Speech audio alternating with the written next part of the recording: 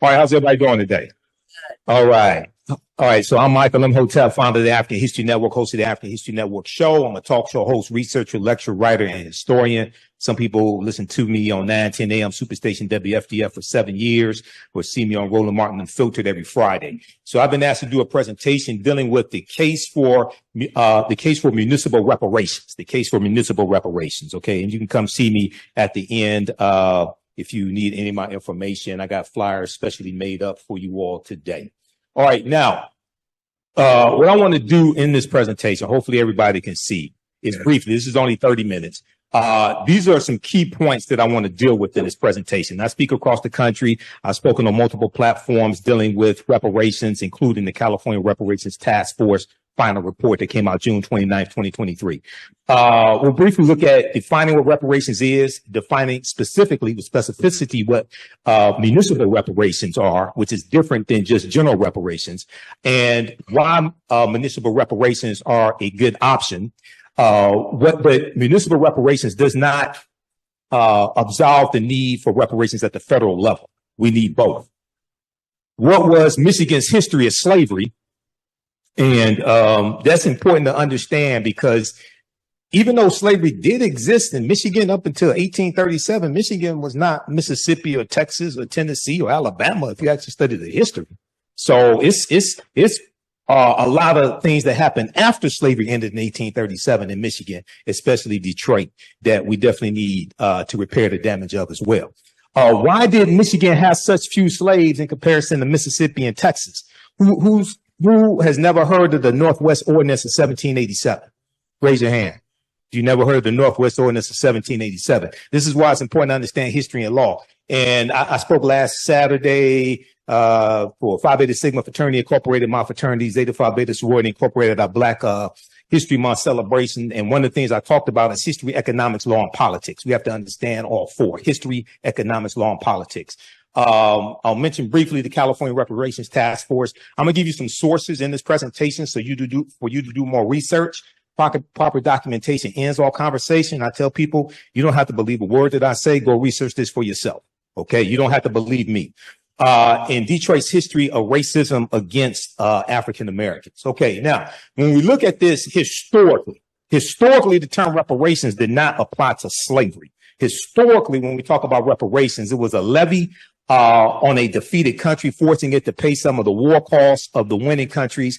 Reparations were levied on the Central Powers after World War I, 1914 and 1918, to compensate the Allies for some of their war costs. They were meant to replace the indemnities which had been levied after earlier wars as a punitive measure, as well as to compensate for economic losses. After World War II, 1939, 1945, the Allies levied reparations principally on Germany, Italy, Japan, and Finland.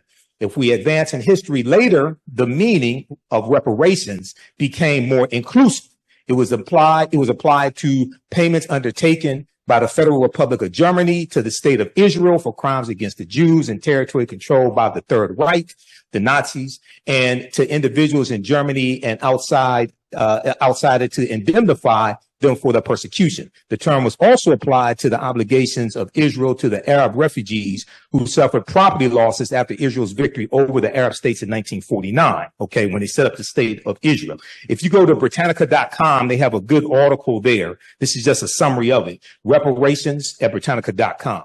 Now, when we talk about reparations for African Americans, especially from the federal level, okay? Just a working definition. This is not an endorsement of one organization over another, because I don't belong to any of them. But the National Coalition of Blacks for Reparations in America, better known as NCOBRA, defines reparations as a process of repairing, healing, and restoring a people injured because of their group identity and in violation of their fundamental human rights by governments, corporations, institutions, and families. At the root of the term reparations is the concept of repairing the damage that was done to someone, making them whole again, restoring them to a position before the damage was done. Okay. And as I explained to people, it's important for us to actually study what actually happened as opposed to what we think happened.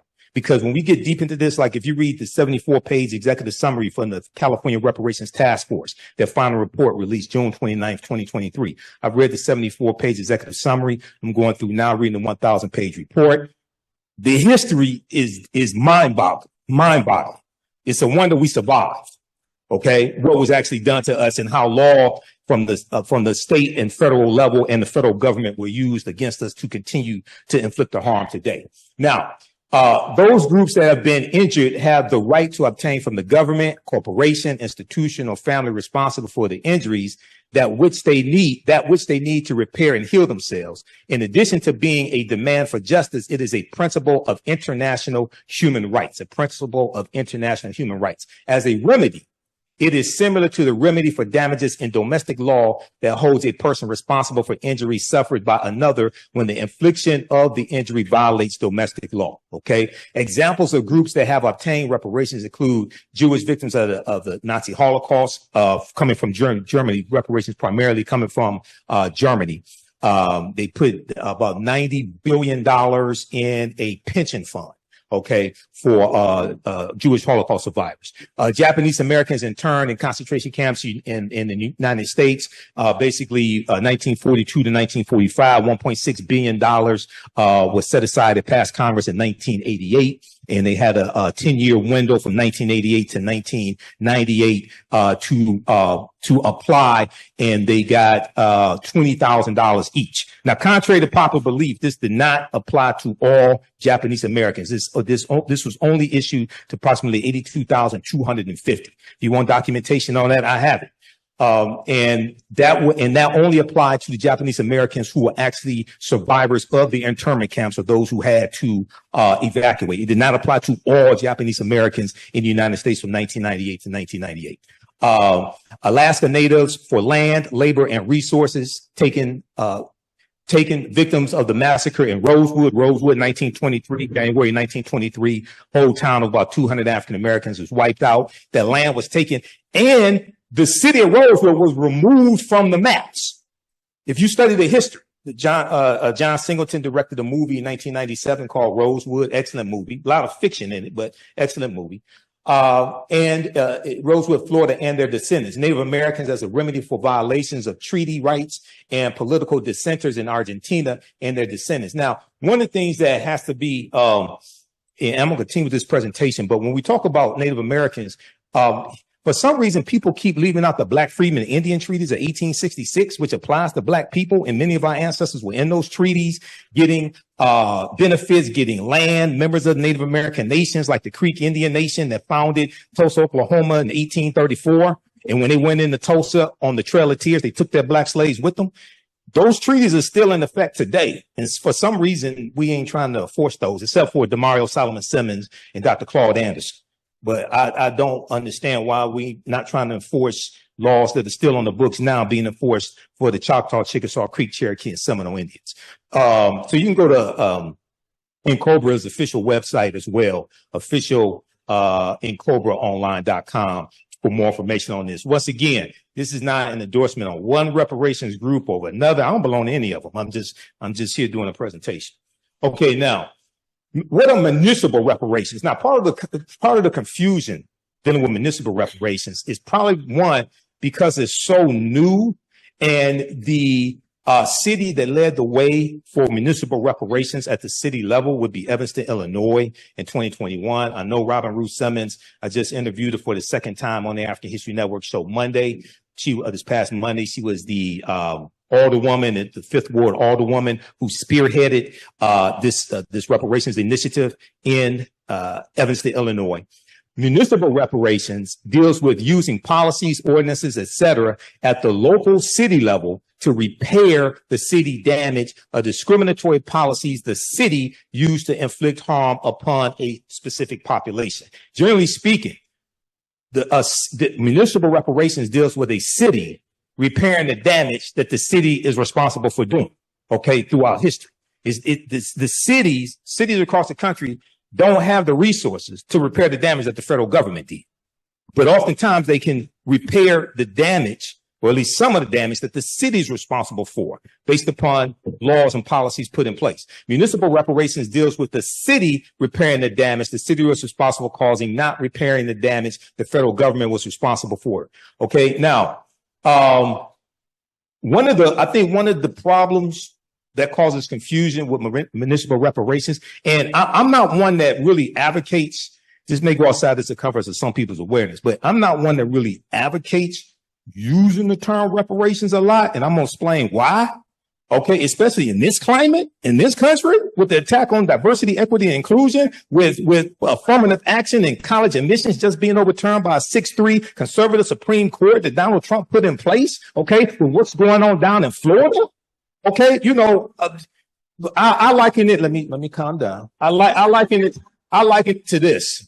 Has anybody ever studied the history of slavery in this country? Raise your hand. I'm not going to give you a quiz. Just raise your hand. Who wants to answer this question? You don't have to come to the mic. Why did most slaves who run away at nighttime and not in the daytime? Don't everybody answer the question at the same time? Why did most slaves who run away at nighttime and not in the daytime? They don't get caught. Huh? They don't get caught. Yeah, but they knew they had a better chance of getting away. Yeah. Run away in the darkness. Yeah. Okay. All right. Now, in the case of Evanston, Illinois, they did not have a history of slavery, but they did have a rampant history of housing discrimination. Now, in preparation for my first interview with Robin Ruth Simmons, I read a lot of their 70-page harm report that the local historian Dino Robinson put out because he was commissioned by city council. So anybody thinks you can do reparations without doing a harm report, I beg to differ with you on that. Okay. Now, what they found, you see, the state of Illinois abolished slavery in 1818. Okay. Different states abolished slavery at different times. Michigan abolished slavery in 1837. And I'm going to get into this presentation. Michigan didn't have tens of thousands of slaves. 1837 at best, Michigan had probably about 23. Yeah. In 1837, about 73 in 1773. Mississippi had 430,000 in 1860. So don't take this the wrong way, but I when I hear people, and I speak across the country, and I'm on platforms across the country, when I hear people talking about slavery in Detroit, yeah, the Underground Railroad, Second Baptist. My mother's a historian of the Underground Railroad. Yeah, it was slavery here. This ain't Texas. Texas had 250,000 slaves in June of 1865 when Major General Gordon Granger goes into Texas to deliver General Order Number 3, which is why you commemorate June 19th. We don't even understand the history of June 19th because that wasn't the last day. Delaware and Kentucky didn't abolish slavery till December 18th, 1865. Tennessee didn't abolish slavery till February 22nd, 1865. So Juneteenth is not the last day of slavery. And the Emancipation Proclamation didn't free the slaves either. That's another conversation. All right. Now, reparations and any process for restorative relief must connect between the harm imposed and the city. Not what you think happened, but what actually happened, the harm imposed and the city. The strongest case for reparations by the city of Evanston is the area housing. Why? Because Evanston wasn't founded until 1853. Evanston was founded after slavery ended in 1818 in Illinois. Evanston, Illinois did not have a history of slavery. And I heard all these reparations people running around talking about that's not reparations for slavery. You're right, because they don't have a history of reparations for slavery. They don't have a history of slavery. Evanston is a city of 60,000 people. The black population is 16% and declining. A city is not going to try to repair the damage that the city wasn't responsible for creating. You got to go to the federal government for that. And so you got to understand, so this is why, see, my teachers, Dr. Leonard Jeffries, Professor James Small, Professor Kaba Hiawatha Kamene, taught me how to do a systems analysis. Okay, this is why a lot of this stuff out here you don't see me involved in. Because I already know I ain't going to go anywhere. Because I'm listening. And I'm like, okay, the plan that you're laying out to try to get to where you say you want to get to, that's not going to get you there because you haven't properly analyzed the problem. All right, so the strongest case for reparations in the city of Evanston is the area housing where there is sufficient evidence showing the city's part in housing discrimination as a result of the early city zoning ordinances in place between 1919 and 1969, when the city banned housing discrimination. 1969, after the Fair Housing Act of 1968. Now, you got some people who say, well, we need a anti-black hate crime bill. Okay, well, that sounds good, but Title VI of the 1964 Civil Rights Act, Section 601, non-discrimination, fairly assisted programs, is why race-based policies are illegal at the federal level. And I learned this when I was on a committee to write an executive order for the city of Detroit and the Kwame Kilpatrick administration. And our corporate counsel, Sharon McPhail, our very first meeting, because it took us 13 months to get this done, because it was much more complicated than we thought. Once we got in, took everything apart, and realized what we were dealing with, it took us 3 times as long to get this completed. And she told us at our very first meeting, she said it's illegal for us to write policies that are only for Black people in the city of Detroit. But what we can do is we can write policies for Detroit-based residents, which would disproportionately help African Americans. You have the same thing at the federal level. Go to archives.gov. Anybody ever read the 1964 Civil Rights Act? Like the whole act. Go to archives.gov, because I go read this stuff. I go study these laws. This is why you hear me talk about political self-defense. If everything they do to us, they use the law to do it. And then when they get caught breaking the law, they go hire an attorney at law to defend them in the court of law. So doing a systems analysis, that would tell me we need to understand the law better than they understand the law and learn how to disarm them of that weapon. That's political self-defense. All right, now go to because this is on the city of Evanston, Illinois' website. All this information dealing with what they did. You can read that. cityofevanston.org. Okay. All right. Now, compared to federal and state governments, courts, or private institutions, municipalities are the most suitable for reparations. Most suitable for reparations at the local level. Here's why. 2 reasons why. Of the various levels of government, they are the proper locus for 2 reasons. First, as Howard University political scientist Dr. Nyambi Carter explains, and I know Nyambi, we've been on Roland Martin and Filtered together before. She said there is a political will for reparations present in municipalities at the locals in the cities that is absent at the gridlock state and federal level. So the first thing you have to understand in doing a systems analysis is what is needed to advance what you say you want. How many votes are needed? How many votes does it take to get a bill passed in the House of Representatives? Who can tell? Don't everybody speak at the same time. Who can tell? 218. Bomani got it. All right. I got a prize for you at the end, Bomani. All right. Now, in the House of Representatives, unless it's a bill that qualifies for the budget reconciliation process, or unless you're dealing with judges because of what Mitch McConnell did to the Senate, how many votes does it take to get a bill passed in the Senate? Votes. Page 60. Okay. No Republicans in the Senate support reparations. So how you going to get a reparations bill passed? No Republicans, not even the black one, not even Tim Scott supports reparations. He was the first one that came out and said he wasn't voting for it. And none of the black Republicans in the House of Representatives support reparations either.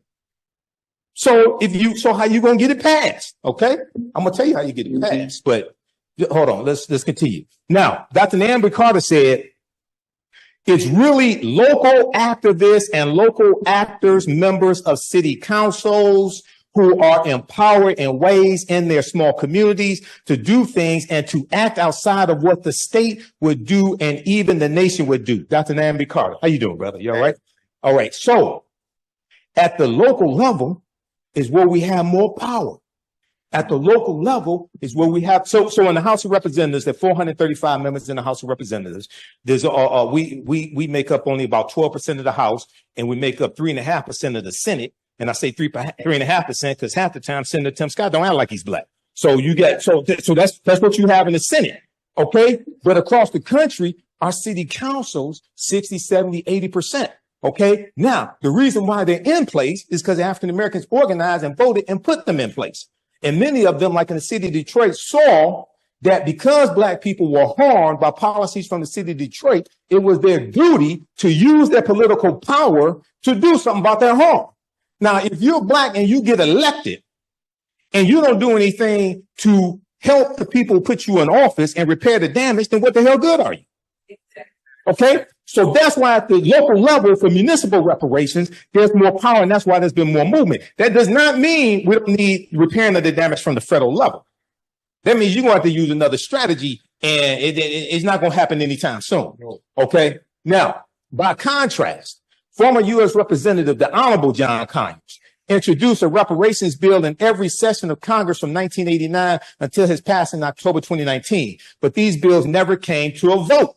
The farthest H.R. 40 has made is out of a budget, is out of a House subcommittee, and that was in like 2021. That's the farthest it's gotten.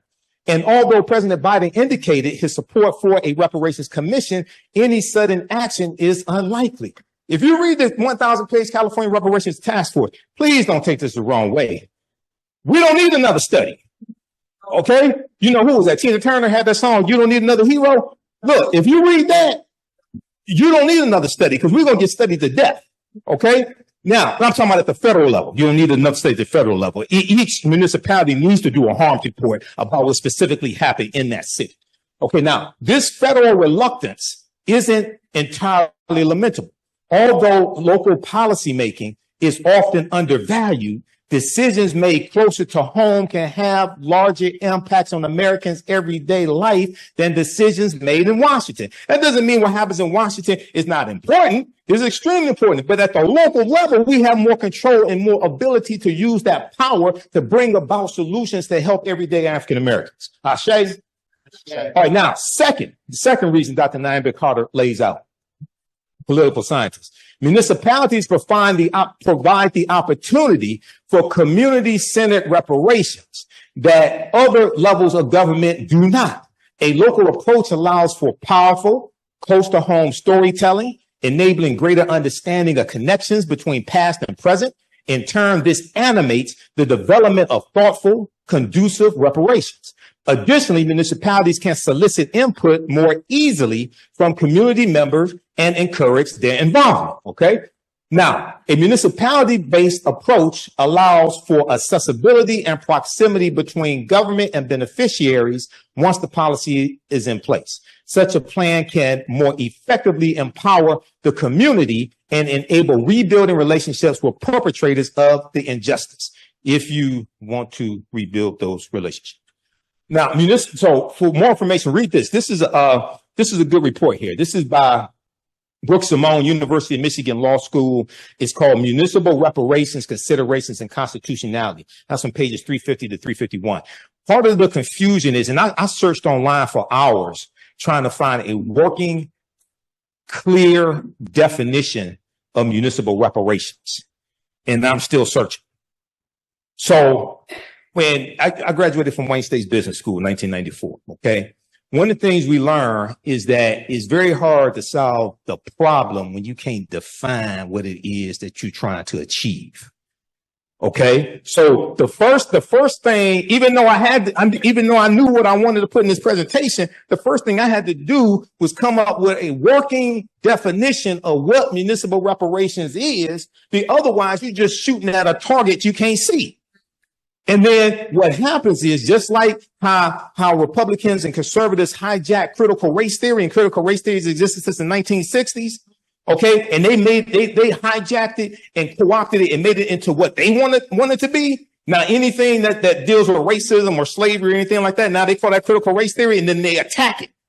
That's why you have to clearly define what it is you're talking about. And see, that's why don't take this the wrong way, but see, that's why, especially on the national level, even here in Detroit, you have to understand right-wing conservative radio and right-wing cable news, Fox News. Fox News, that's the most popular cable news network. Now, if you watch it, you can say, you may say, how is this the most popular? These people are crazy. Well, look at the rest of America. It's representative, and they prey on fear. They help to spread the lies about what critical race theory is. Fox News. Okay.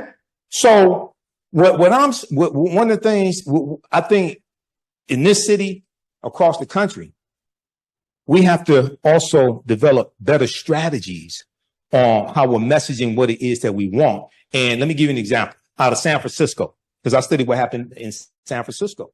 San Francisco Reparations Task Force, right? They released about over 100 policy recommendations. Somebody in the meeting, in the audience, said all black people should get $5 million reparations. No formula. It's not just $5 million. Okay. Now, if you go Google articles dealing with the California Reparations, dealing with San Francisco Reparations Task Force and their policy recommendations, the $5 million made up 80 to 90% of the media coverage. Now, apparently nobody did the math, because when I was on Roland Show and Faraji Muhammad Show, The Culture on the Black Star Network and then African History Network show, I broke down the math. There are 50,000 African Americans in San Francisco. When they put together their stipulations, requirements, because see, the state of California also has a similar law like the federal government where race-based policies are illegal. That's why the California Reparations Task Force had to structure theirs based upon lineage as opposed to race, because it's illegal. And they want to make sure anything that gets passed by the state assembly does not get overturned in courts. Because if conservatives sued to overturn President Biden's executive order on student loans, and if you had Roe versus Wade overturned by a 6-3 conservative Supreme Court, you think there won't be lawsuits regarding this? Absolutely. When I talked to Robin Ruth Simmons 3 years ago, she said the way they structured it coming out of Evanston, it was structured to be able to withstand lawsuits, because she said they knew they were coming. So San Francisco, if 20,000 African Americans get $5 million, that's $100 billion. $100 billion is 7 times the annual budget of the city of San Francisco that has an annual budget of $14 billion and was facing a 2-year projected budget shortfall of $728 million. And African Americans are 6% of the population of San Francisco and 6% in the state of California. So I have the video because I talked about this on my show. There was one city councilman from San Francisco. He was interviewed by a local news station, and they were talking about the $5 million. And he said, you know, we got over 100 policy recommendations. I'll be happy to talk about those. The white newscasters wanted to talk about the $5 million. They wanted to deal with fantasy, because what they do is co-opt something, right? Make it into what they want it to be, and then attack it to make sure you don't get. This is how they've attacked critical race theory. Okay, critical race theory is not taught in K through 12, not according to Moms for Liberty, not according to Fox News.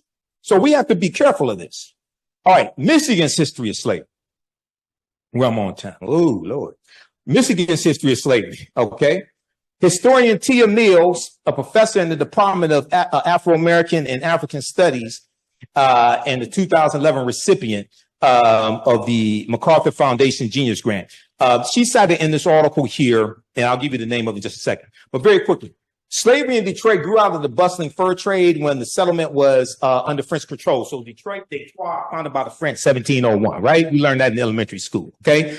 The early censuses hosted by Tia Mills and her students revealed the number of slaves steadily increased through the years. Records from 1773 show there were 73 slaves in Detroit. Detroit ain't Mississippi, even though a lot of our people, my dad came from Mississippi, his family. Detroit is not Mississippi. By 1782, the number of African slaves more than doubled to 170. Not 170,000, not 17,000, 170. Even after the Northwest Ordinance of 1787 took effect clearly prohibiting slavery. And in the Northwest Ordinance, everybody research this, it says neither slavery nor involuntary servitude shall exist in the territory, because that's where the language from the 13th Amendment comes from, the Northwest Ordinance of 1787. And that wasn't created to re-enslave black people.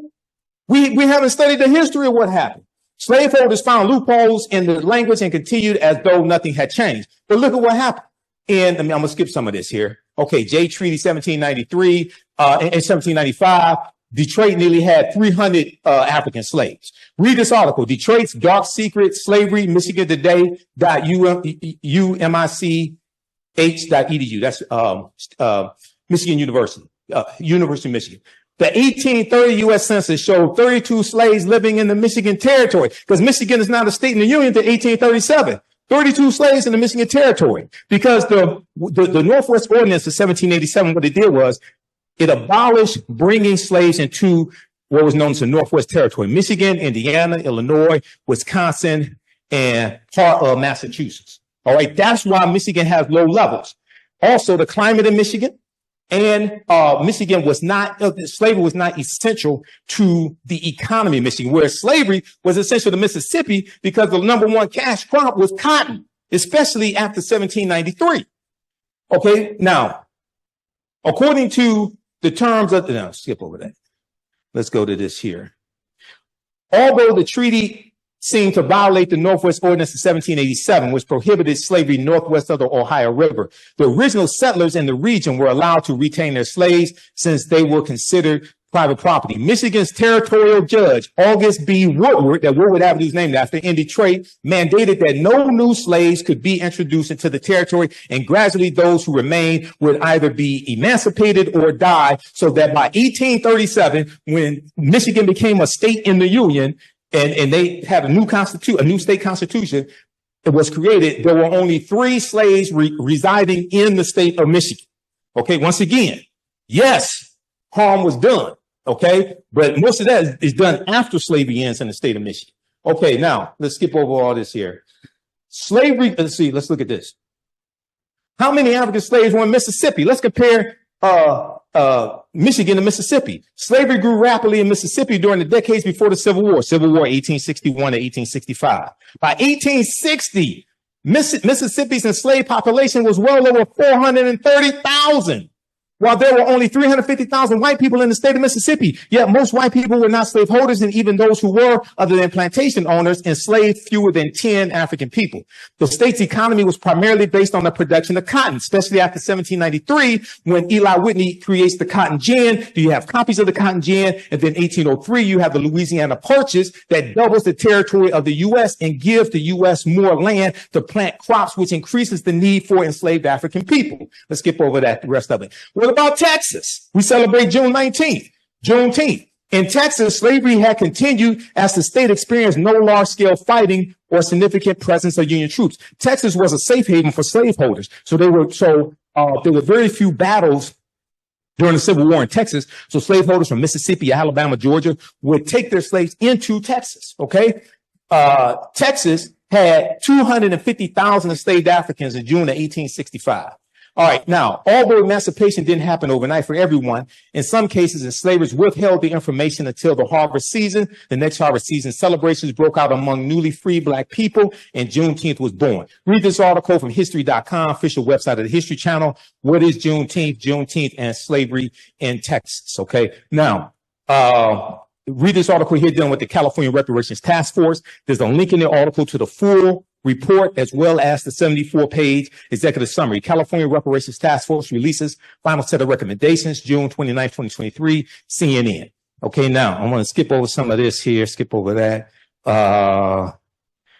The task force the California Reparations Task Force hired a panel of experts, including economists, to calculate what Black Californians have endured through their formula, because they created a formula to do this. They determined that an eligible person could be owed up to $1.2 million. The formula includes dollars lost because of race-based health disparities, mass incarceration, housing discrimination, unjust land seizure, and other harms that have major impacts on Black Californians. California, even though they've identified somewhere between 1,500 to 4,000 enslaved people from 1850, when California becomes a state in the Union, to 1860. California ain't Mississippi, Texas, Alabama, Tennessee. California doesn't have a huge slave population either, but they have a deep history of segregation, housing discrimination, voter suppression, all those things, something similar to what happened here in the city of Detroit as well, and the state of Michigan. This is at archives.gov, Title VI of the 1964 Civil Rights Act, non-discrimination, fairly assisted programs, which is why race-based policies are illegal at the federal level. Now, some people say we need an anti-Black hate crimes bill. Well, first of all, the first hate crimes act in the history of this country was signed into law in 1968 by President Lyndon Baines Johnson. It was part of the Fair Housing Act, and it's part of the modern day civil rights movement, largely for African Americans. Okay. Secondly, people forget somehow the Emmett Till anti-lynching bill, which was the first anti-lynching bill in 122 years. This is Representative George Henry White in 1900, who's the only Black man left in Congress. Okay. Presented the first anti-lynching bill. Okay. Now, there's a good article from NBCnews.com that talks about local reparations as well. Reparations gained historic momentum in 2023 because of California's efforts. Read that at NBCnews.com. Now, here's why I don't use the term reparations for what we want. 2/3 of Americans are against reparations. There's a Pew Research study that was done in 2021. Read this article here, Associated Press, apnews.com, February 24, 2023. Japanese Americans want redress, fight for Black reparations. Because you have some Japanese Americans who were siding with African Americans to get some type of redress restitution. Only 30% of U.S. adults surveyed by the Pew Research Center supported reparations for slavery in some way for descendants of formerly enslaved people, 77% of whom were Black Americans. Surprise, surprise, surprise. Support among Latinos and Asians were 39% and 33% respectively, and white Americans had the lowest rate of support at 18%. I think a lot of them watch Fox News. All right, now, one of the things that has to happen, yes, you have to have a harm report. That is extremely important. But two, focus, and I deal with this in my presentations, focus on present day structural inequities as opposed to just focusing on slavery, because present day structural inequities are the legacy of slavery. You have to deal with the laws and policies that were put in place that brought you to where you are and inflicted the harm. You can trace that back to slavery, Jim Crow, segregation. But many people mean well, but when I hear people just keep talking about slavery, slavery, slavery, I'm like, have you studied history from 1865 to like 2024? And what was put in place? Show how these policies are beneficial for everyone, not just African Americans, since most of the people that got a vote on this, especially at the state, in the state legislature, okay, at the federal level, most of the people got a vote on this are not African Americans.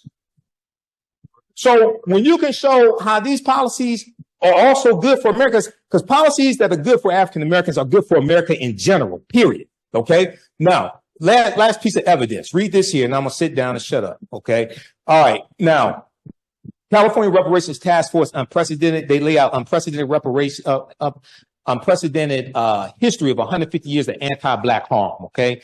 And if we look here, the California report covers not just the immediate impact of enslavement, 246 years in the U.S., but also the harms of decades of political neglect, finding that there has been sustained damage to generations of Black Americans. The damage has had a lasting effect on the political, economic, social, physical, mental, and cultural well-being of Black people. Now, what they do, they break it down into 12 harms. They tell you in the executive summary and the introduction, it's more than 12 harms that have happened, but they focus on the 12 harms. They lay out the history of what happened, and then the 115 policy recommendations are designed to repair the damage of the 12. Enslavement, racial terror, political disenfranchisement, housing segregation, separate and unequal education, racism and environment and infrastructure, pathologizing the Black family, control over creative, cultural, and intellectual life, stolen labor and hindered opportunity. So a lot of that deals with in prisons, especially privatized prisons. Okay. Now, California did abolish privatized prisons right around 2020. Okay. That passed the state legislature and signed into law by Governor Gavin Newsom. 10, an unjust legal system. 11, mental and physical harm and neglect. 12, the racial wealth gap. Okay. Now, Detroit's history of racism. If we look at 1930, the housing crisis, African Americans in the city of Detroit was systemically shut out of the housing market due to structural racism. Redlining played an integral part in the housing crisis. 1940, 80% of Detroit residents abided by racial covenants. So that was written into the deeds of homes that the homeowner could only sell that home to non-African American people, non-Negroes, white people. Okay. And that locked us out, many of us, from buying homes and accumulating wealth through the increase in the value of the home. Okay, now, 1943 race riot, June 1943, during World War II, up and down Woodward Avenue, 1943 race riot, I-375, removal of Black Bottom, sanctioned police brutality, 1967 rebellion. That wasn't a riot, that was a rebellion. And we have rebellions all across the country. 1990, 1995, takeover of Detroit public schools, Detroit bankruptcy as well, also over assessing on property taxes. And when you study the history of that, that's one of the ways our land has been stolen from us. Yeah. I got an article from the Washington Post dealing with African Americans. The value of our property taxes are oftentimes over assessed. Okay. And this has happened across the country. All right. Now, lastly, this article right here, this proves my point here. This is a study from Citigroup Bank. Racism has cost the U.S. $16 trillion. This article is from CBSnews.com, September 23rd, 2020.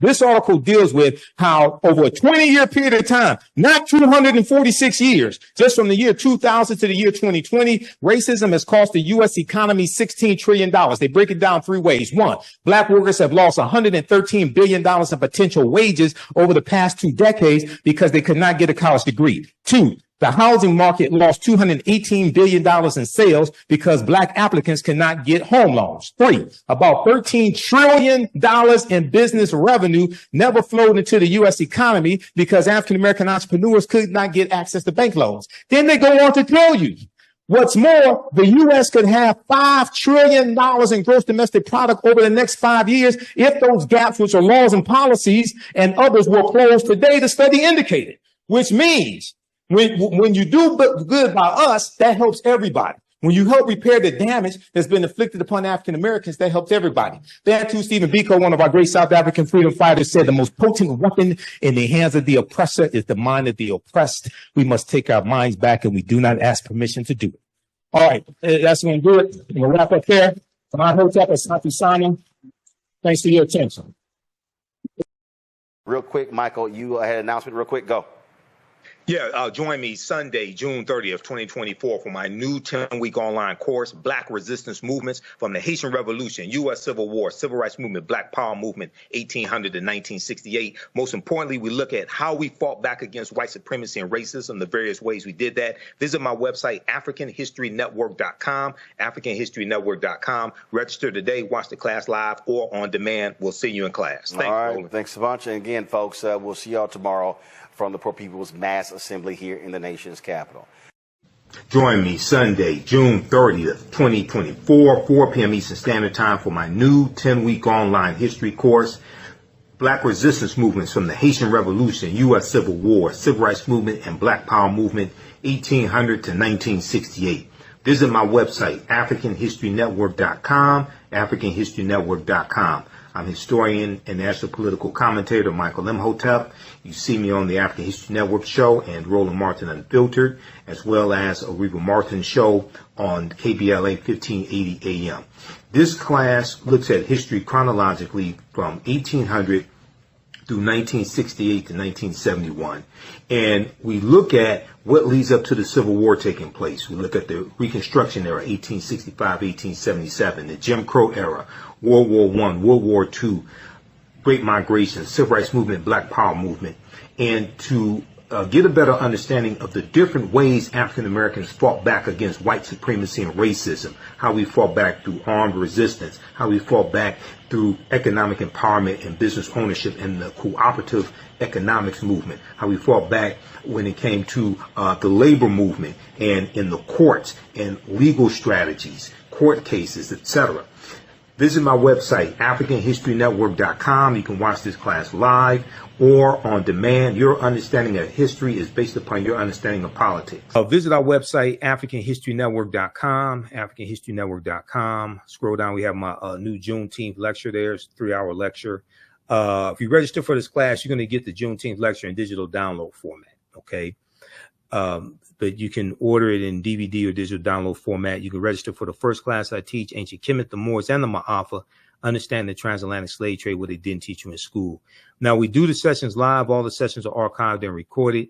You can go back and watch these anytime. So even after the course is over with, you can still go back and watch the class. Okay.